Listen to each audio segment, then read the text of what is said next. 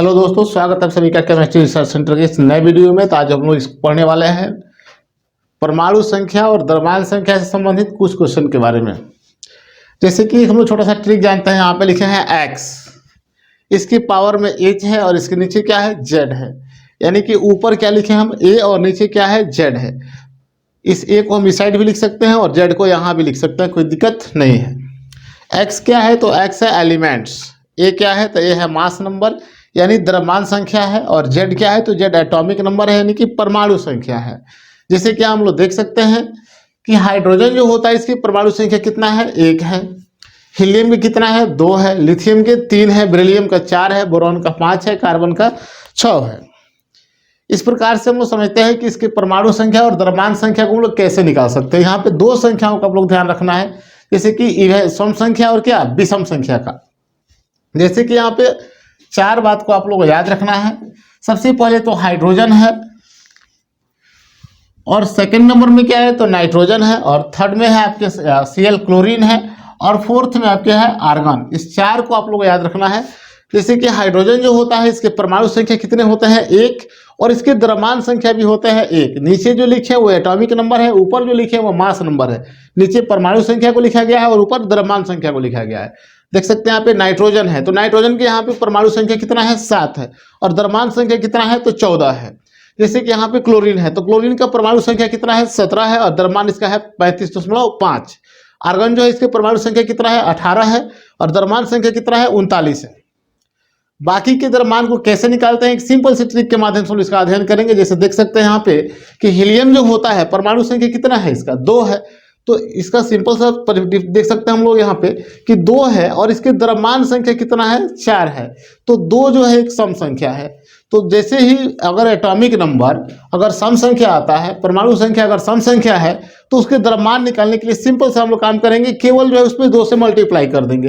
जैसे देख सकते हैं यहाँ पे द्रव्यमान संख्या परमाणु संख्या कितना है, 2 है, तो द्रव्यमान इसका हो जाएगा 2 दूनी कितना, 4। यहाँ देख सकते हैं परमाणु संख्या कितना है, 3 है, तो द्रव्यमान कितना हो जाएगा, 3 दूनी 6, एक क्या 7। यानी जब विषम संख्या होगा तो हम 1 को ऐड करेंगे 2 से गुणा करके, और सम होगा तो हम लोग 2 से गुणा कर देंगे केवल। यानी हम इसको याद रख सकते हैं कि सम होगा तो 2 से गुणा करके 1 छोड़ देंगे, और जब विषम होगा तो 2 से गुणा करके 1 जोड़ देंगे। जैसे देख सकते हैं यहाँ पे 5 है, यानी बोरॉन की परमाणु संख्या कितना है, 5 है, तो इसका द्रव्यमान हो जाएगा 5 दूनी कितना, 10, और 1 यहाँ पे जोड़ना पड़ेगा, कितना हो जाएगा, 11। जैसे कार्बन है, तो कार्बन की परमाणु संख्या सम है यानी 6 है, द्रव्यमान कितना हो जाएगा, 6 दूनी 12। जैसे ऑक्सीजन है इसका 8 है, द्रव्यमान कितना हो जाएगा, 8 दूनी 16। जैसे देख सकते हैं यहाँ पे अन्य तत्वों में चेक कर सकते हैं। यहाँ पे जैसे क्या है आपके फास्फोरस है, सिलिकॉन है, एल्युमिनियम है, मैग्नीशियम है, सोडियम है। सोडियम की परमाणु संख्या कितनी होती है तो 11 होती है, यानी कि 11 होता है, और द्रव्यमान कितना हो जाएगा, 11 दूनी 22, 1 23, यानी कि विषम संख्या 1 को ऐड कर दिए। देख सकते हैं यहाँ पे मैग्नीशियम है, परमाणु संख्या कितना है तो इसका 12 है, द्रव्यमान कितना हो जाएगा, 12 दूनी 24। यहाँ देखिए 13 है, जो 13 एक विषम संख्या है, द्रव्यमान कितना हो जाएगा, 13 दूनी 26, 1 को ऐड करेंगे कितना हो जाएगा, 27। तो समझ सकते हैं आप लोग, अगर परमाणु संख्या सम होता है, अगर द्रव्यमान निकालना है तो उसमें हम क्या कर देंगे, 2 से गुणा कर देंगे, और विषम होगा तो 2 से गुणा करके और 1 को उसमें ऐड कर देंगे। तो यहाँ पे समझ सकते हैं आप लोग। अब इसके बाद हम लोग अध्ययन करते हैं कि किसी तत्व में इलेक्ट्रॉन की संख्या, प्रोटॉन की संख्या, न्यूट्रॉनों की संख्या किस प्रकार से निकालते हैं, समझिए। जैसे देख सकते हैं यहाँ पे कि हाइड्रोजन है, तो हाइड्रोजन की परमाणु संख्या कितने होते हैं, यहाँ पे 1 है, और द्रव्यमान संख्या भी कितना है, 1 है। तो परमाणु संख्या किसके संख्या को कहते हैं, प्रोटॉन की संख्या को। देख सकते हैं यहाँ पे Z का वैल्यू कितना हो जाएगा, 1 हो जाएगा, P का वैल्यू कितना हो जाएगा, 1 हो जाएगा, और E का वैल्यू कितना हो जाएगा, 1 हो जाएगा। यहाँ पे A का वैल्यू कितना होगा तो 1 होगा। अब N निकालना है तो N इक्वल टू होता है A माइनस P, यानी A का वैल्यू कितना है 1, और P का वैल्यू भी कितना है 1 है, यानी कि यहाँ के N का वैल्यू कितना हो जाएगा, 0। देखिए एक बात याद रखें कि हाइड्रोजन एक ऐसा तत्व है जिसमें न्यूट्रॉन नहीं पाया जाता है, इसमें केवल इलेक्ट्रॉन और क्या पाया जाता है, प्रोटॉन पाया जाता है। हाइड्रोजन में न्यूट्रॉन नहीं पाया जाता है। देखिए यहाँ पे इसके बाद देखते हैं आप लोग सेकंड क्वेश्चन में कि हीलियम क्या होता है। तो हीलियम की परमाणु संख्या कितना होता है, 2 होता है। आपको पता है ना, 2 सम संख्या है, द्रव्यमान कितना हो जाएगा, 2 दूनी 4। तो देख सकते हैं यहाँ पे Z का वैल्यू कितना हो जाएगा, 2, P का वैल्यू कितना हो जाएगा, 2, E का वैल्यू हो जाएगा आपके 2, और इसका A का वैल्यू कितना हो जाएगा, 4, और N निकालना है तो N इक्वल टू होता है A माइनस P, यानी कि 4 माइनस 2। तो आप बता सकते हैं कि यहाँ पे न्यूट्रॉनों की संख्या कितनी होगी हीलियम में, तो 2 होगी। अन्य तत्वों को भी निकाल सकते हैं हम लोग, जैसे कि यहाँ पे देख सकते हैं जैसे ऑक्सीजन है तो परमाणु संख्या कितना होता है 8, द्रव्यमान इसका परमाणु संख्या सम है, द्रव्यमान कितना हो जाएगा 8 दूनी 16। तो देख सकते हैं यहाँ पे जेड का वैल्यू कितना हो जाएगा 2, पी का वैल्यू 2 और ई का वैल्यू कितना हो जाएगा 2।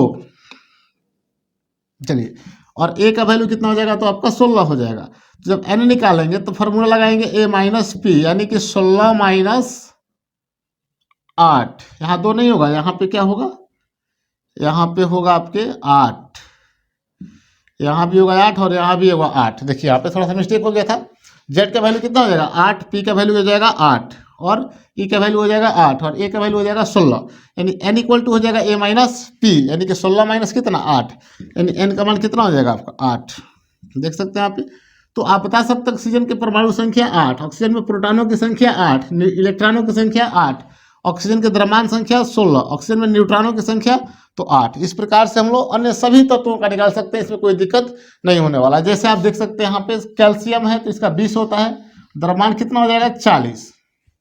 तो देख सकते हैं यहाँ पे जेड का वैल्यू कितना हो जाएगा, आपका जेड का वैल्यू हो जाएगा 20 और पी भी कितना हो जाएगा 20 हो जाएगा और ई भी कितना हो जाएगा आपका जो है ई हो जाएगा 20।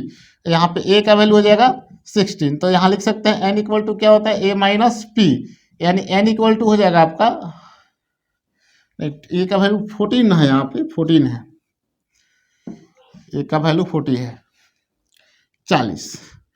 तो यहाँ पे एन इक्वल टू क्या हो जाएगा आपको बताइए, ए माइनस पी हो जाएगा, यानी कि 40 माइनस 20, यानी कि न्यूट्रॉन कितने हो जाएंगे बताइए 20 न्यूट्रॉन हो जाएंगे यहाँ पे।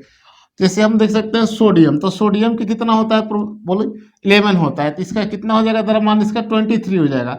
तो देख सकते हैं यहाँ पे जेड का वैल्यू कितना हो जाएगा आपका 11, पी का भी वैल्यू हो जाएगा 11 और ई का वैल्यू हो जाएगा 11, ए का वैल्यू हो जाएगा 23। तो देख सकते हैं ए इक्वल टू होता है आपके क्या फॉर्मूला लगाएंगे बोलिए, एन बराबर एन इक्वल टू होता है ना ए माइनस पी होता है, तो ए का वैल्यू कितना है 23 है और पी का वैल्यू कितना है 11 है, तो कितना हो जाएगा बोलिए, न्यूट्रॉन कितना हो जाएगा आपका 12 हो जाएगा यहाँ पे। तो इस प्रकार से हम निकाल सकते हैं अन्य तत्वों में इलेक्ट्रॉन की संख्या कैसे कितनी होगी, प्रोटॉन की संख्या कितनी होगी, न्यूट्रॉन की संख्या कितनी होगी, इसका मास नंबर कितना होगा। इस प्रकार से हम अन्य सभी तत्वों का अध्ययन कर सकते हैं और ज्ञात कर सकते हैं। इसमें परमाणु संख्या कितना होगा, प्रोटॉन कितना होगा, इलेक्ट्रॉन कितना होगा और इसका क्या द्रव्यमान संख्या कितना होगा और इसके न्यूट्रॉनों की संख्या कितनी होगी। ठीक है।